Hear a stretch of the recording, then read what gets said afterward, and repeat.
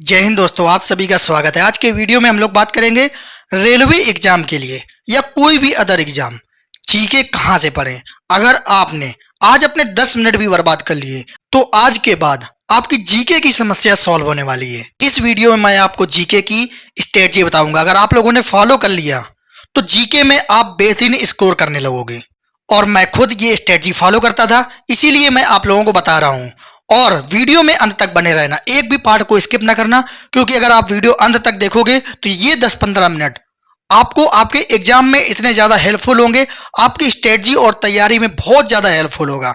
तो अंत तक बने रहें। अगर हमारे चैनल पर नए हैं तो वीडियो को लाइक जरूर कर देना, चैनल को सब्सक्राइब कर देना, क्योंकि यहाँ एग्जाम को क्रैक करने की स्ट्रेटजी टिप्स अनुभव के आधार पर मिलेगा, जो अनुभव मैंने लिया है। तो चलिए अपना वीडियो स्टार्ट करते हैं। सबसे पहले हम लोग देख लेते हैं जीके में अच्छा स्कोर कैसे करें। देखिए, बहुत सारे लोग क्या गलती करते हैं, जैसे ही आपने जीके पढ़ने को सोचा कि हाँ ये एग्जाम आ रहा है और मुझे इसके लिए जीके पढ़ना है, तो आप सबसे पहले क्या करते हैं, जो पहली गलती है वो है डीप नोट्स और बुक्स खोजना। आप लोगों की सबसे बड़ी गलती और पहली गलती यही होती है। कोई भी हो, ऐसा नहीं है कि केवल आप ही करते हैं, कोई भी व्यक्ति हो जब भी वो पढ़ने को शुरू करेगा तो वो ये सोचेगा कि पूरा 100% उससे फंस जाए, ऐसी बुक लूं, इतना डीप्स में पढ़ लूं। और यही सबसे बड़ी गलती होती है, क्योंकि आपने देखा होगा कि कुछ लोग एक पतली बुक पढ़ के भी सिलेक्शन ले लेते हैं और एक मोटी बुक पढ़ के भी कुछ लोग सिलेक्शन नहीं ले पाते। तो ऐसा क्यों होता है? कुछ तो गलती होगी या कुछ तो ऐसा पाक गलत करते होंगे जिसकी वजह से उनका सिलेक्शन नहीं होता। और जो दूसरी गलती रहती है, जीके का कंप्लीट सिलेबस करना। अब आप खुद सोचिए, क्या जीके का केवल इतना सा सिलेबस है? 10 पेज, 20 पेज, 100 पेज, 200 पेज, क्या इतना छोटा सा सिलेबस है? क्या आप जीके को कभी खत्म कर सकते हैं? अगर आप जीके का कंप्लीट सिलेबस करने को बैठोगे ना तो जीके कभी खत्म ही नहीं कर पाओगे, क्योंकि जीके अथाह है, अनंत है। इसलिए जो दूसरी गलती करते हैं लोग, वो है जीके का कंप्लीट सिलेबस करना। आपको जीके का कंप्लीट सिलेबस नहीं करना है। तो आप लोग सोच रहे होंगे कि अगर जीके का कंप्लीट सिलेबस नहीं करेंगे तो नंबर कैसे आएंगे? आपको वो वीडियो में अभी पता चल जाएगा। अब उसके बाद तीसरी चीज, टीचर बनना।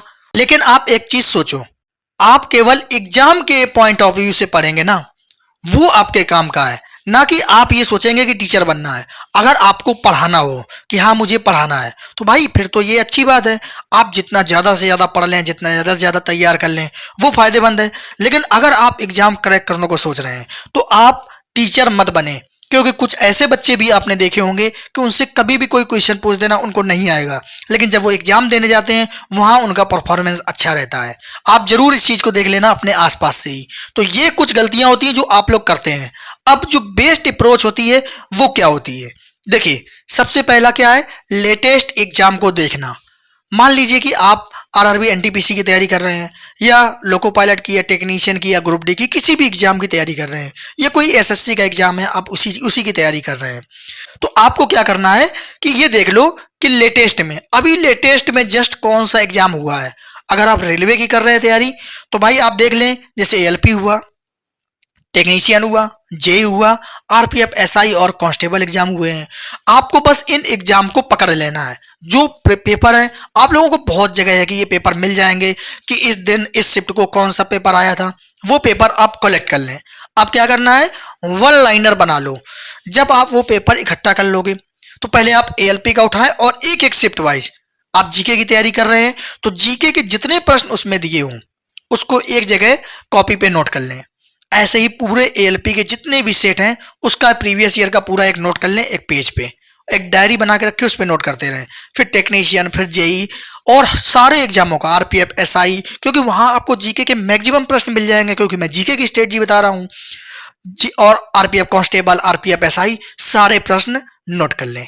उसके बाद फिर क्या करें, उस वन लाइनर को पढ़ते जाओ बार बार। आप सिर्फ पढ़ना स्टार्ट करें।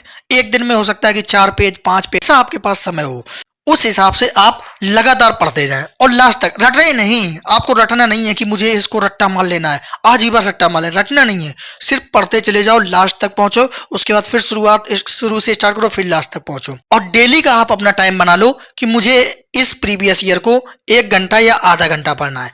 बाकी के टाइम पे आप कोई भी बेसिक थ्योरी पढ़ सकते हैं, वो कोई भी बुक हो जीके की उससे आप पढ़ते रहें, लेकिन इसको आपको डेली रूटीन पे लाना है, बस इसको पढ़ते जाना है और कुछ नहीं करना है।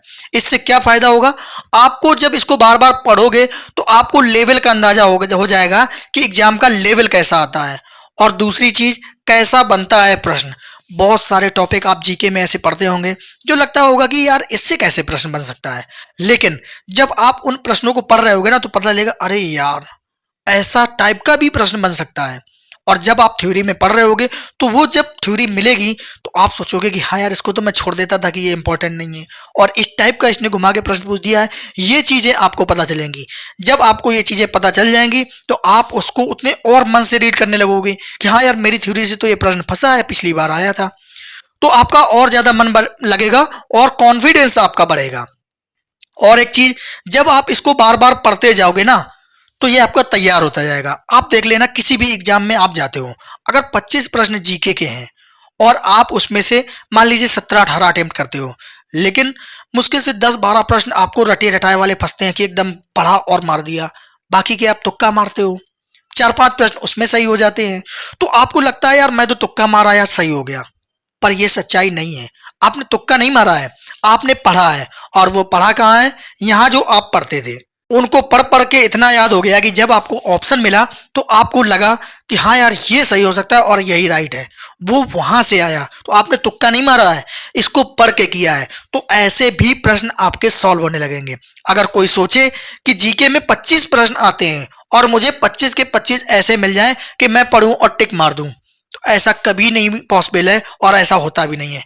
आपको टू द पॉइंट 15 तो मिल जाएंगे, लेकिन अगर इन 10 प्रश्नों को बात करूं तो इसी ऑप्शन से ऑप्शन एलिमिनेट करके ऑप्शन को समझकर प्रश्न को पढ़कर इसी तरीके से सॉल्व किए जाते हैं, और वही प्रश्न आपके इस स्कोर कर बढ़ा के आपको सिलेक्शन की ओर ले जाते हैं।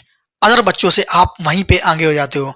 अब जब आपने ये वन लाइनर प्रश्न तो लेटेस्ट पैटर्न के हिसाब से बना लिए हैं जो लेटेस्ट में एग्जाम हुए हैं, अब कुछ बच्चे यहीं पे एक और गलती करते हैं। वो गलती है प्रीवियस ईयर बुक खरीदना।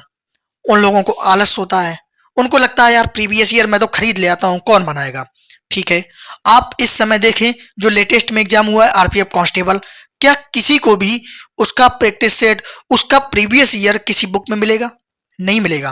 कुछ और 2-3 एग्जाम होंगे ऐसे, उनका प्रीवियस ईयर क्या उस प्रीवियस ईयर बुक में मिलेगा? नहीं मिलेगा। वो तो जब नया एडिशन आएगा तभी मिल पाएगा।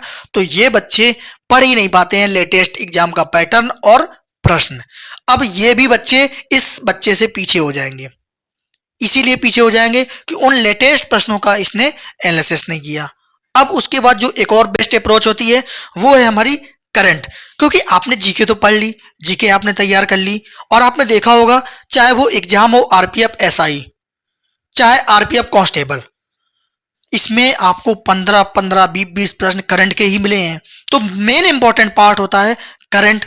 इस समय रेलवे के नए पैटर्न को देखा जाए तो आपको ये समस्या हो रही है कि सर फिर करंट कैसे करें।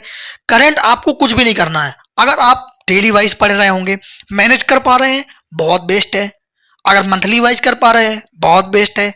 लेकिन अगर मेरे अकॉर्डिंग सोच रहे हैं कि आप ही बता दीजिए, तो मैं क्या करता था, एक वीडियो उठाता था यूट्यूब से। आप यूट्यूब से एक वीडियो उठाओ, 8 से 10 घंटे का वीडियो होगा, पूरे 1 साल की करंट होगी।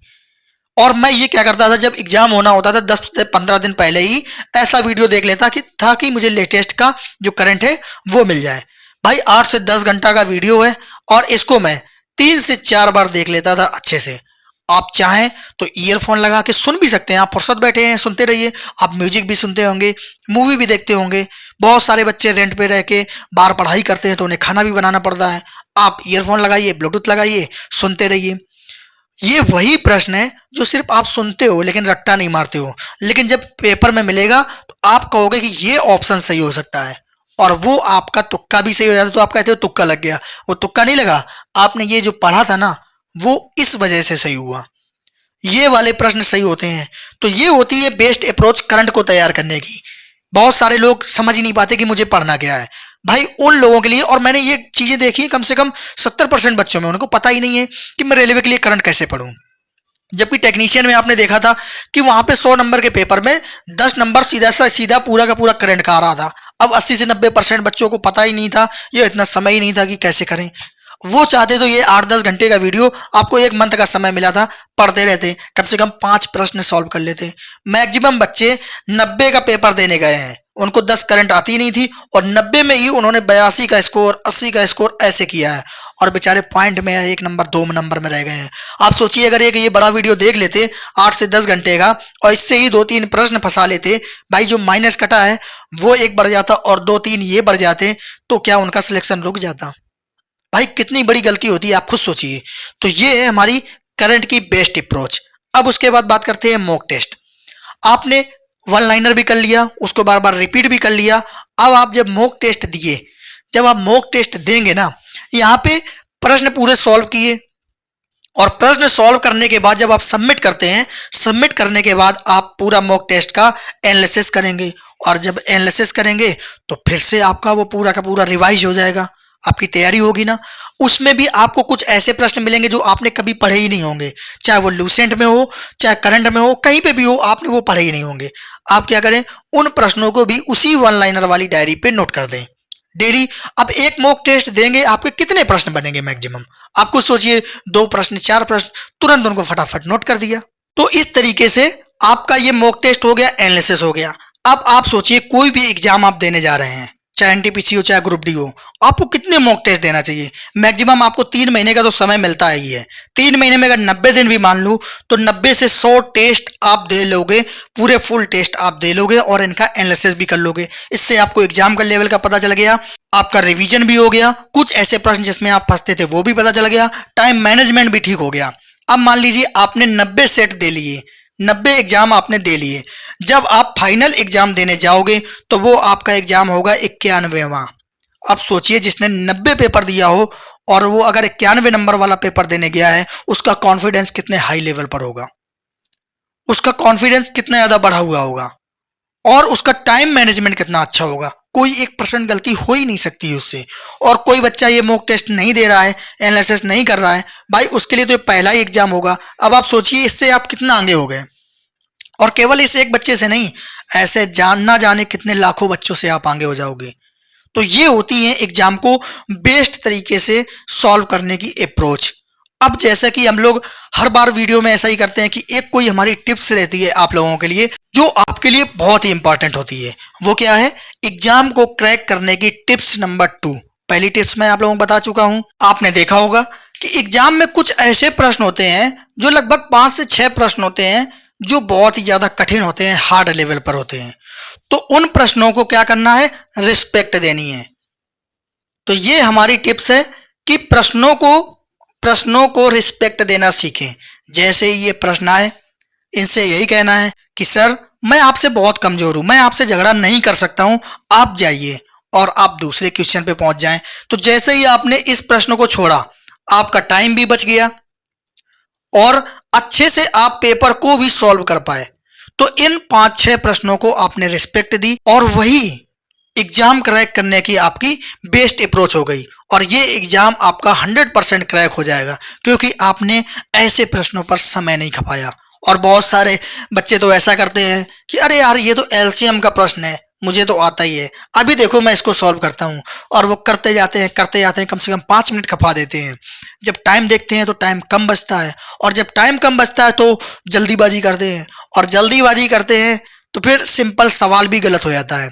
तो आप सोचिए, एक वो सवाल जिसने 5 मिनट भी बर्बाद किया, आपको आया भी नहीं, और उसके चक्कर में 1-2 प्रश्न और गलत हो गए, इसका माइनस भी कटा, वो और नीचे आ गए, तो आप कितना आगे निकल गए। तो ये हमारी बेस्ट टिप्स है, टिप्स नंबर 2।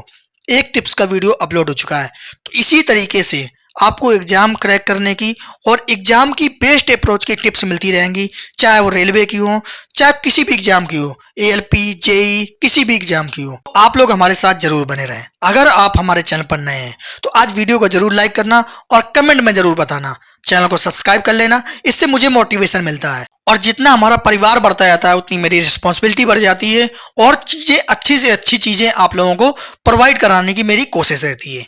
तो आप लोग जरूर हमारे साथ जुड़ना, वीडियो शेयर भी करना। मिलते हैं हम लोग फिर किसी अगली टिप्स के साथ, बेस्ट अप्रोच के साथ। जय हिंद।